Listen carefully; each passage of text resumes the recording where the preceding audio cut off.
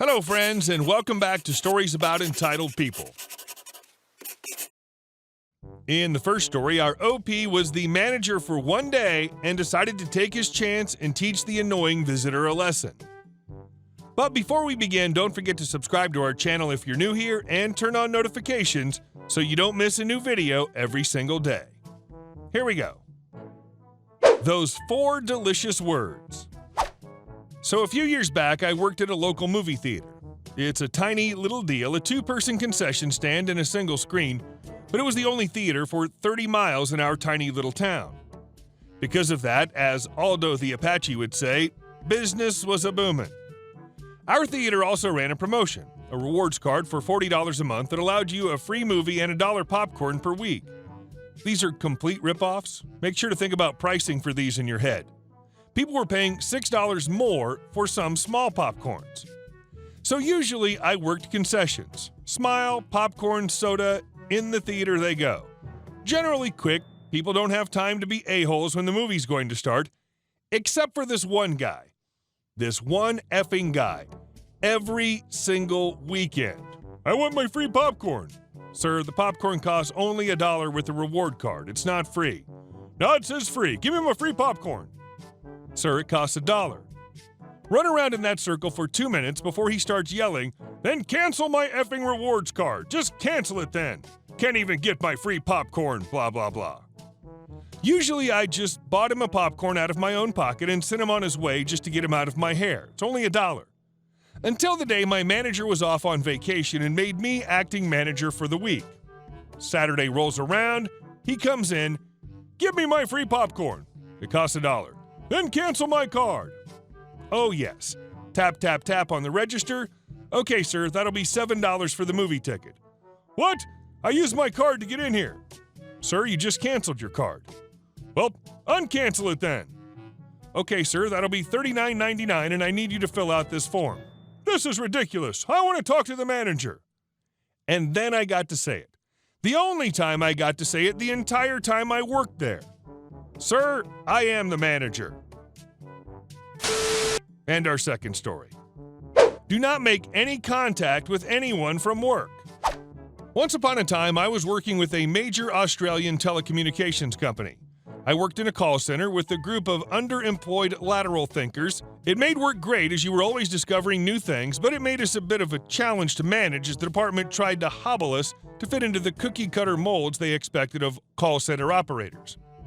We had a manager who was, if I was to be generous, useless. He once went on leave for 2 weeks without a replacement being arranged. I put a balloon with a face drawn on it at his desk as our interim team leader. Team productivity under Mr. Balloon was measurably better than when the team leader was there, and I proved it with reports and all. Suffice to say, our manager did not command respect. Fast forward a few months, and one of my colleagues figured out how to spoof emails. Our manager had a certificate he proudly presented on his desk saying he had graduated something college, having completed a course in frontline management. He was extremely proud of this, and so the target vector was clear.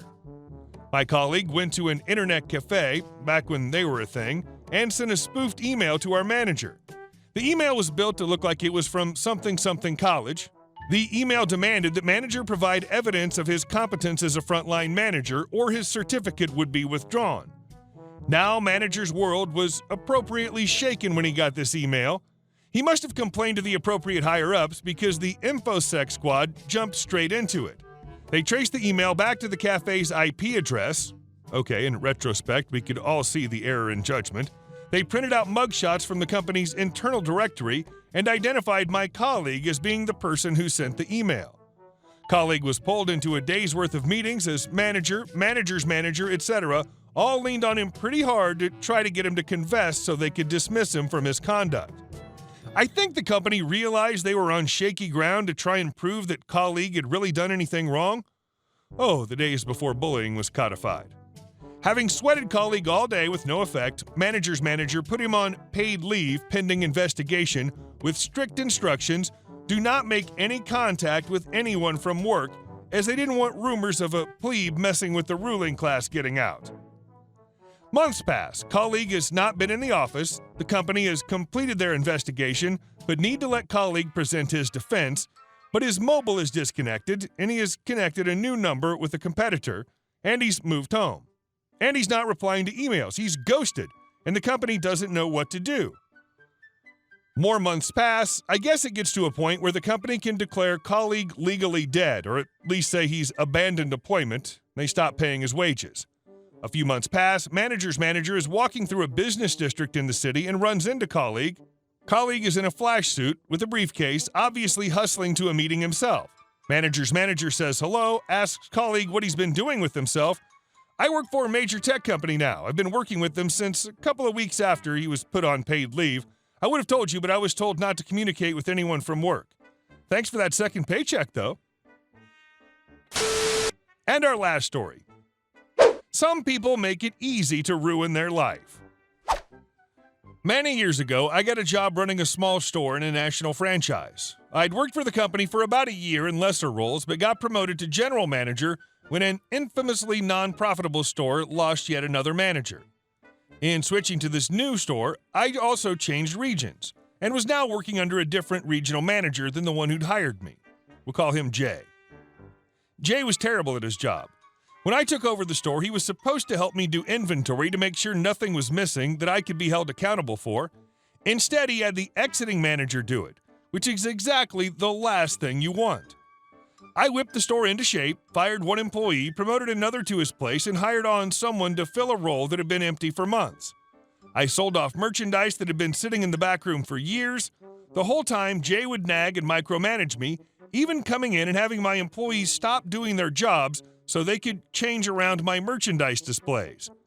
I worked 6-day weeks, probably 75 to 80 hours, salaried, but even so, Jay sometimes made me come in and open the store on Sundays to essentially just sit in an empty store because everyone knew we were normally closed on Sundays. About 2 months into my new job, Jay took a few $100s in cash out of my store's till as petty cash. He said he'd replace it with a receipt, as is standard with petty cash, but a month went by and I was still missing the money. The store's annual audit was the next month, but the auditor took Jay's word that he would get a receipt for the petty cash and let it slide. Then, at the beginning of month 4, Jay tried to demote me. As part of my store, I'd set up a whole section of one wall to display all the different laptops we carried, one of each. Each one was secured with a steel cable. Jay told me to put more laptops out. I told him I didn't have enough security cables. And anyway, we had one of each model, so it was unnecessary. When I went to lunch, Jay had my employees put out a dozen more laptops, unsecured, and told me to keep it that way. A week later, a guy walked into the store, grabbed an unsecured laptop, and bolted out the door. Jay acted furious that I'd let someone steal a laptop. He said I was going to go back to my old job, but at a different store in his region. I politely pointed out that the previous month, my third at the store, was the first time in 3 years that the store had actually turned a profit. Jay backed down. He still hadn't replaced the petty cash. Nothing happened for a while because Jay was in the hospital. He would occasionally call and his voice was raspy and hoarse, and we all figured he had the flu. Month 5 rolls around. Jay's back at work and micromanaging me as usual. After a very late night, I leave, leaving my assistant manager to close up, as I'd done many times before. Said assistant manager was in line for his own store as soon as a position opened up, and had been with the company several years longer than me, so he knew his business. Unfortunately, he forgot to set the security bar on the loading dock doors, and even more unfortunately, this happened to be the night someone tried to break in. They hooked a chain to the doors and used a truck to rip them open and steal a couple $1,000s worth of TVs. I don't know if the security bar would have stopped them, but of course Jay decided it was all my fault. Jay went on a tear about how I'd failed to secure the store, and that on top of the stolen laptop, which remember was Jay's fault, that was too much, and this time I was being demoted for sure. I was sick of his crap and quit. A couple days later, I contacted the national office and informed them of the missing money from what used to be my store. I figured Jay would get investigated and have to come up with the money, and that'd be it. But it was the only way I could think to get back at him. A few weeks later, my original regional manager called me up and offered me my job back, saying he had taken over Jay's region because Jay had been let go. I declined as I'd found a job that paid almost as much, and I only had to work 40 hours a week. This did prompt me to go visit my old store, though. When I got to the store, I found all my same people still there, and my assistant manager was now GM. He told me the whole story. A few days after I'd left, someone from home office called the store and started asking the assistant manager questions about Jay.